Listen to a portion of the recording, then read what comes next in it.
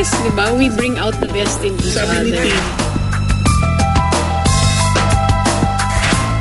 Naging usap-usapan ng kissing scene ni Jeff Eigenman at Jackie Rice sa GMA Afternoon Prime series na Kasalanan Bang Ibigin Ka?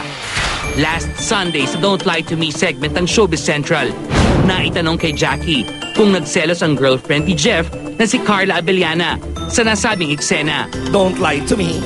Yes or no? No. No. Alright. Oo nga naman. Siyempre, mali ba naman ni Jackie kung nagselos? Ang tanong, is it a truth or a lie? Alright, it's a truth? Hindi naman. Di ko naman din kasi napapanood naman. I guess wala pa akong natsyempohan ng mga ganong eksena. Actually, ang lagi ko napapanood yung mga drama nila, yung mga iyakan nila. So, hindi ko naaabot yung mga ganon. Hindi naman. Wala, hindi ako nagsiselos. Almost every day naman nagkikwento siya sa akin about his show. Nagkikwento siya tungkol sa mga co-actors niya, sa daddy niya, lalo na. Tapos sa kung ano man ang nangyayari sa set. So kahit pa paano, updated naman ako dun sa kanyang mga experiences.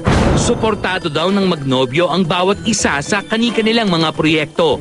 Gaya na lang ng pagsasama ni na Carla at ng ina ni Jeff na si Gina Alahar sa Artista Search ng Protégé, kung saan isa sa mga host si Carla at mentor naman si Gina.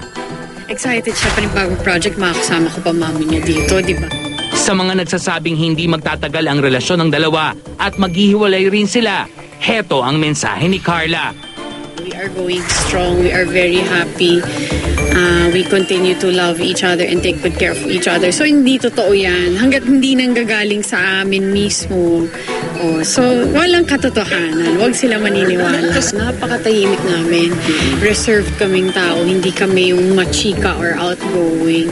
Isa yun sa mga nagustuhan ko sa kanya. Nagustuhan niya din sa akin. Pero yung along the way, habang nagtatagal na din kami, mas natututo na kaming maging outgoing, expressive, makwento, friendly, yung ganon. So, I guess, di ba? We bring out the best in each other.